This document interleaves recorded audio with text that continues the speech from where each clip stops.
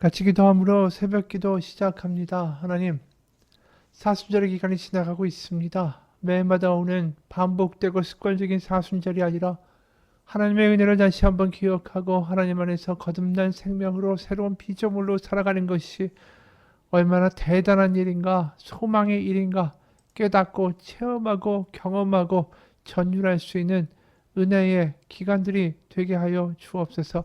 예수님 이름 받들어 기도합니다. 아멘.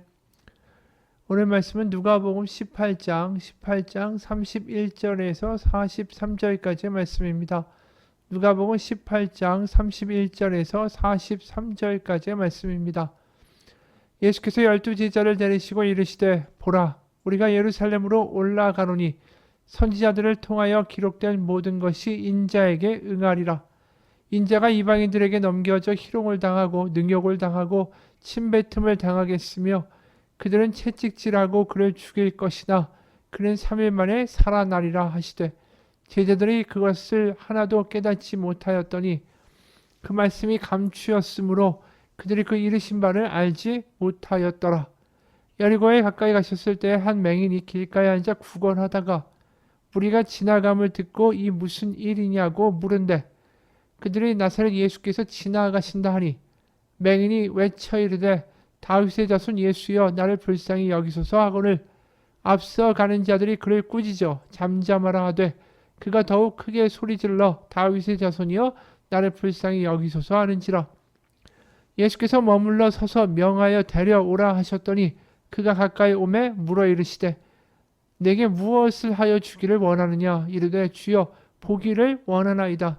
예수께서 그에게 이르시되 보라 내 믿음이 너를 구원하였느니라 하시매 곧 보게 되어 하나님께 영광을 돌리며 예수를 따르니 백성이 다 이를 보고 하나님을 찬양하니라. 아멘. 예수님은 오늘도 본인의 순환과 십자가에서 받으실 고난에 대하여 다시 한번 제자들에게 이야기하시는 거죠. 그 죽음의 길을 알면서도 나는 거길 가야 한다. 분명히 그 모든 것들이 기록된 바였고 그것이 응할 것이고 성취될 것이다. 그러나 제자들은 도통 이 이야기를 알아들을 수가 없죠. 예루살렘으로 가시는 이 길은 승리의 길이고 다윗의 왕국이 회복되는 그러한 날이고 로마와 헤롯의 통치로부터 자유케 되는 해방의 날이다. 십자가라는 것은 있을 수가 없다라는 거죠. 그러니까 34절에 제자들이 이것을 하나도 깨닫지 못하였으니 그 말씀이 감추었으므로 그들이 그 이르신 바를 알지 못하였더라. 그래서 예수님은 사실은 이 사람들이 생각하는 것과 정 다른 것을 이루고자 하시는 이사야 53장에 나오는 고난받는 종으로서의 메시아를 생각하고 계신 거죠. 그래서 31절에 선지자들을 통하여 기록된 모든 것이 인자에게 응하리라 할 때 이 선지자가 바로 이사야 선지자입니다. 53장, 이사야 53장 3절에서부터 9절까지 말씀을 보면 이런 말씀이 나와 있어요. 이사야 53장 3절에서 9절까지의 말씀입니다. 그는 멸시를 받아 사람들에게 버림받았으며 강고를 많이 겪었으며 질고를 아는 자라.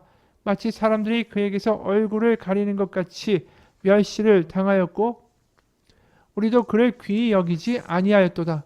그는 실로 우리의 질고를 지고 우리의 슬픔을 당하였거늘 우리는 생각하기를 그는 징벌을 받아 하나님께 맞으며 고난을 당한다 하였노라. 그가 찔림은 우리의 허물 때문이요 그가 상함은 우리의 죄악 때문이라. 그가 징계를 받음으로 우리는 평화를 누리고 그가 채찍에 맞음으로 우리는 나음을 받았도다. 우리는 다 양 같아서 그릇 행하여 각기 제 길로 갔거늘 여호와께서는 우리 모두의 죄악을 그에게 담당시키셨도다. 그가 곤욕을 당하여 괴로울 때에도 그의 입을 열지 아니하였으며 마치 도수장으로 끌려가는 어린 양과 털 깎는 자 앞에서 잠잠한 양같이 그의 입을 열지 아니하였도다. 그는 곤욕과 신문을 당하고 끌려갔으나 그 세대 중에 누가 생각하기를 그가 살아있는 자들의 땅에서 끊어짐은 마땅히 형벌받을 내 백성의 허물 때문이라 하였으리요. 아무도 모른다라는 거죠. 그는 강포를 행하지 아니하였고 그의 입에 거짓이 없었으나 그의 무덤이 악인들과 함께 있었으며 그가 죽은 후에 부자와 함께 있었도다. 실제로 마태복음 27장에 보면 아리마대 부자 요셉, 이 사람이 빌라도에게 가서 예수님의 시체를 달라고 하고, 그래서 이 부자 요셉이 그 예수님의 시체를 가져다가 깨끗한 세마포로 싸서 그 자기가 판 그 새 무덤, 부자들이 있는 그 무덤에 큰 돌을 굴려서 예수님을 그 안에 넣고 그 시체를 봉인합니다. 실제로 이 말씀 그대로 이루어진 거죠. 그래서 이사야 53장 10절 그 이하를 좀 더 보면 10절에 예수께서 그에게 여호와께서 그에게 상함을 받게 하시기를 원하사 질고를 당하게 하셨은즉 그의 영혼을 속건제물로 드리기에 이르면 그가 씨를 보게 되며 그의 날은 길 것이요 또 그의 손으로 여호와께서 기뻐하시는 뜻을 성취하리로다. 그가 자기 영혼에 수고한 것을 보고 만족하게 여길 것이라. 나의 의로운 종이 자기 지식으로 많은 사람을 의롭게 하며 또 그들의 죄악을 친히 담당하리로다. 그러므로 내가 그에게 존귀한 자와 함께 몫을 받게 하며 강한 자와 함께 탈취한 것을 나누게 하리니 이는 그가 자기 영혼을 버려 사망에 이르게 하며 범죄자 중에 하나로 헤아림을 받았음이니라. 그러나 그가 많은 사람의 죄를 담당하며 범죄자를 위하여 기도하였느니라. 이게 예수님의 십자가의 고난과 부활에 대한 모든 내용을 다 담고 있는 이사야 53장의 이야기예요. 그러니까 자신이 이 일을 하기 위하여 왔지만 세상은 아무도 모를 것이고 그럼에도 불구하고 그들을 위하여 죽어주고 기도해주는 메시아의 모습이 이사야 53장에 이미 예언되어 있었다라는 거죠. 그래서 나는 그 길을 향하여 가야만 한다. 갈 것이다. 제자들의 생각과는 정다르게 외로이 예수님은 예루살렘을 향하여 묵묵히 나아가고 계신 거죠. 그래서 예수님이 이미 누가복음 9장에서 이런 말씀하신 적이 있어요. 누가복음 9장 21절 23절까지 보면 경고하사 이 말을 아무에게도 이르지 말라 명하시고 이르시되 인자가 많은 고난을 받고 장로들과 대제사장들과 서기관들에게 버림받아 죽임을 당하고 제3일에 살아나야 하리라 하시고 또 우리에게 이르시되 아무든지 나를 따라오려거든 자기를 부인하고 날마다 제 십자가를 지고 나를 따를 것이니라. 예수님은 지금 십자가의 길을 가시는데 제자들은 영광의 길을 따라가고 있는 거죠. 그러니까 예수님은 십자가의 길을 가시는데 죽음과 순환과 고난의 길을 갈 건데 나를 따르는 너희 역시 영광의 길이 아니라 내가 가는 십자가의 길을 깨닫고 그 길을 같이 가는 자가 되어야 한다라고 이야기하시는 거예요. 그러니까 다시 말해서 너희의 영광의 그 생각들, 너희 스스로 커지고자 하는 자아들, 그 빅미가 돼서 다른 사람들에게 무시당하지 않고 내가 큰 소리 내면서 살겠다고 하는 떵떵거리면서 살겠다는 너희들의 생각들, 그것들을 다 십자가에 못 박고 나를 따라야만 한다. 너희가 원하는 메시아가 나는 되는 것이 아니다라는 뜻이죠. 그런데도 이들은 여전히 내가 예수님이 큰 왕국을 이루시면 내가 거기서 높은 자리에 앉겠다. 서로 길바닥에서 다투는 일까지 벌인다라는 것입니다. 그래서 예수님은 사실 이 길을 혼자 가고 계시죠. 다른 제자들은 같이 물리적으로 몸은 동행하고 있지만 예수님이 십자가 가신다는 것은 전혀 생각도 못하고 예수님의 그 고난과 순환에 대한 생각도 전혀 하지 못하고 그래서 오늘 아무든지 나를 따라오려거든 자기를 부인하고 날마다 제 십자가를 지고 나를 따를 것이니라. 이 말씀이 얼마나 외롭게 들리는지 몰라요. 나를 따라오는 건 네 생각하고 달라. 나를 따라오는 건 네가 더 이 과장된 자아가 되고 이 세상에서 뭔가 출세하고 뭔가 근사한 내가 되고 그래서 다른 사람들이 부러워하는 내가 되는 것을 이루는 그 길에 나는 너와 함께 하지 않아. 네가 가는 길이 아니라 내가 가는 길은 달라. 이 이야기를 하시는 거죠. 그러니까 같은 길을 가고 있지만 사실 엉뚱하게 다른 길을 예수님과 제자들은 따로 가고 있는 거죠.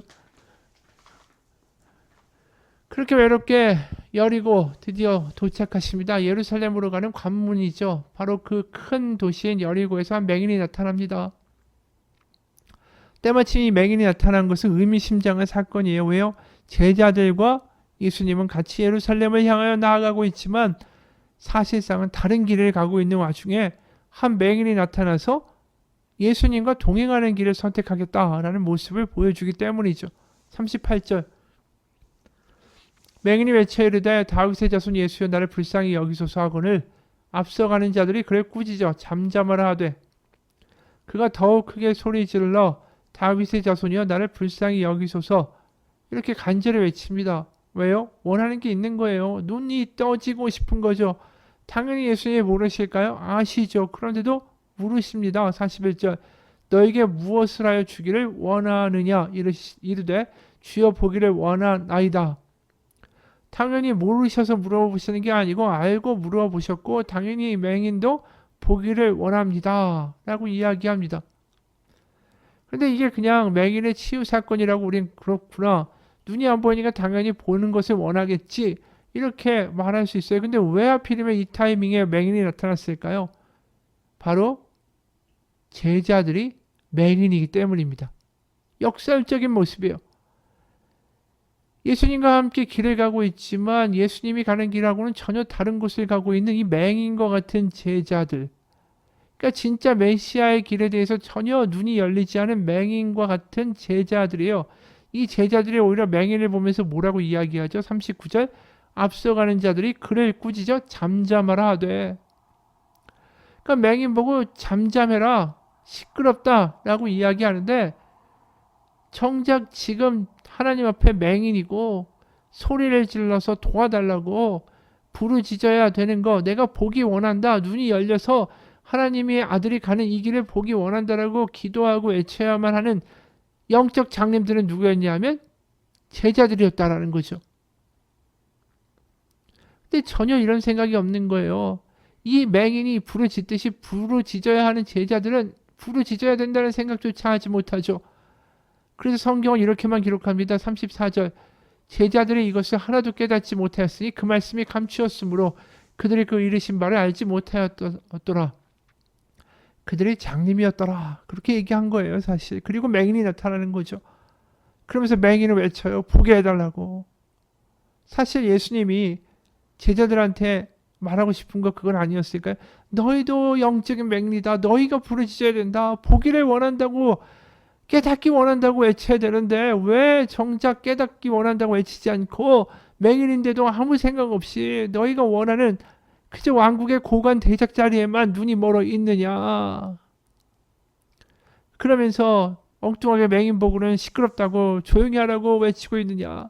너희 맹인들보다도 더 못한 그러한 자들인 것을 너희가 스스로 깨달아야 되는 거 아닌가. 그리고 실제로 맹인이 고침을 받죠. 42절에 예수께서 그에게 이르시되 보라 내 믿음이 너를 구원하였느니라 하시매 여기에 믿음이 너를 구원하였다 라는 거예요. 그러면 이 맹인의 믿음은 뭐죠? 제자들은 믿음이 없잖아요 사실은. 왕국의 높은 자리가 내 것이 될 것이라는 믿음은 있지만 예수님에 대한 믿음, 하나님에 대한 믿음 이것은 사실상 엉망인 사람들이었어요. 근데 이 맹인의 믿음은 뭘까? 여기서 뭘 보게 되냐면 맹인이 맨 처음에 예수님을 뭐라고 부릅니까? 다윗의 자손이요. 다윗의 자손이요. 이렇게 외칩니다. 나를 불쌍히 여기소서. 다윗의 자손은 어떤 일을 해야 되는 거죠? 그 호칭을 제자들도 좋아하죠. 왜요? 다윗의 자손은 이제 다윗의 왕국을 가나안 땅에 물리적으로 세울 사람이기 때문이에요. 그러니까 다윗의 후손이라는 말 자체가 굉장히 이 권력지향적인 말을 내포하고 있는 단어였다라는 거죠. 그래서 다들 다윗의 자손이 오면 우린 한 자리에 앉을 거야. 다윗의 자손이 오면 우린 떵떵거릴 거야. 뭐 이런 식의 어떤 자기 승리에 도취된 단어가 다윗의 자손이었다라는 거예요. 그런데 이 맹인은 다윗의 자손이라는 단어를 가지고 어떻게 썼습니까? 나를 불쌍히 여기셔서 나를 눈을 뜨게 해달라고. 그러니까 이 맹인이 가지고 있는 믿음은 파격적인 거예요. 왜냐하면 다윗의 자손이 왕국을 세우고 큰일을 이루고 그래서 이런 하나님께 저주받고 그래서 맹인이 되고 세상 가운데 멸시받는 그런 하찮은 존재들과는 상종조차 하지 않는 그럴 수 있는 게 다윗의 자손이죠. 왜냐하면 하나님의 큰일을 이루어야 되고 이른바 하나님의 저주로 눈이 멀어서 그렇게 헤매고 있는 그 죄 많은 자들하고는 아예 질적으로 다른 분이니까. 그런데 지금 이 맹인은 다윗의 자손이 하실 일은 뭐라고요? 왕국을 세우는 게 아니라 눈 멀고 눌리고 갇히고 포로된 자를 자유케 하시기 위한 그 일을 하기 위하여 예수님 다윗의 자손 오신 겁니다. 그렇게 알고 있기 때문이에요. 그러니까 약자들을 위해서 오신 하나님의 아들 다윗의 자손, 포로된 자, 눌린 자, 눈먼 자를 해방시키기 위해 이 땅에 오신 다윗의 자손 예수. 그래서 높아짐을 지향하는 것이 아니라 약한 이들 죄인들을 위해서 얼마든지 죽어주고 그들을 위해 자신을 내어줄 수 있는 다윗의 자손 예수라고 알고 있는 거죠. 그러니까 그 믿음이 너무 확고하니까 다윗의 자손은 나를 무시하고 갈 뿐이 아니라고, 그분이 이 땅에 오신 이유는 세상에서의 성공과 위대함을 위하여 오신 게 아니라고, 그러면서 그걸 믿기에 소리를 버럭버럭 지르면서 다윗의 자손 예수여 당신은 나를 당연히 불쌍히 여기실 것입니다. 이렇게 외치고 있는 거죠. 이 맹인은 예수님을 제대로 알고 있는 거예요. 제자들은 정작 높은 곳에 가려고 어깨에 힘만 들어가고 자신의 성공을 위하여 그 길만 바라보고 있는 맹인들인데, 위로 올라가는 것만 바라보고 있는 맹인들인데, 이 맹인은 정작 위에서 아래로 내려오신 이 바닥까지 내려오신 예수님의 말, 예수님의 마음, 예수님의 길을 환영하고 있기 때문이죠. 이 맹인의 이야기는 누가 눈이 멀은 것인가를 이야기하고 보여주는 것입니다. 우리도 마찬가지예요. 우리도 예수님을 따른다고 하지만 눈먼 맹인으로 따라갈 수 있습니다. 제자들처럼 따라갈 수 있어요. 내가 원하는 것이 이루어지기를 내 성공과 번영의 길을 도와주는 예수로 생각하며 그 예수님을 따라갈 수 있습니다. 내가 가는 길이 예수님과 다른 길일 수 있다라는 거죠. 여러분, 맹인과 같은 믿음이 우리 가운데 회복되길 원합니다. 예수님이 어디 계신지, 예수님이 어느 길을 가시는지, 예수님이 무엇을 원하시는지, 내가 다른 그 무엇을 원하신다면 그 예수님과 함께 동행할 수 있는 믿음의 눈이 열려질 수 있는 우리가 되기를 축원합니다. 같이 기도하겠습니다. 눈뜬 장님으로 살지 않기 원합니다. 내가 원하는 것을 이루는 곳에 우리의 눈은 항상 가 있습니다. 우리가 보기에 먹음직하고 탐스럽고 지혜롭게 할 만한 그곳에 우리의 눈은 가 있습니다. 그러면서 정작 예수님의 눈이 향하고 있는 곳에 우리는 관심조차 없습니다. 그러면서 우리는 영적으로 맹인이 되어갑니다. 내가 원하는 길을 달려가면서 예수님이 이곳에 함께 있다라고 주장하고 싶어 합니다. 하지만 정작 예수님은 다른 길을 가고 계신다. 우리는 그 예수님이 가시는 길에 관심이 없는 그러한 자들입니다. 우리의 눈이 열리게 하여 주옵소서. 예수님이 어디 계신가를 발견할 수 있는 눈이 되게 도와주옵소서. 내가 가고자 하는 길에 눈에 초점이 맞춰 있는 것이 아니라 예수님이 어디 계신가? 예수님과 함께 가야겠다. 그분이 가는 곳에 해방과 자유와 영원한 생명이 있다. 예수님을 발견할 수 있도록 우리의 눈이 열리고, 그래서 하나님이 원하시는 그 길을 갈 때 우리의 삶 가운데 하나님의 능력이 드러나는 하나님의 나라가 펼쳐지는 역사들을 있게 하여 주옵소서. 예수님 이름 받들어 기도합니다. 아멘.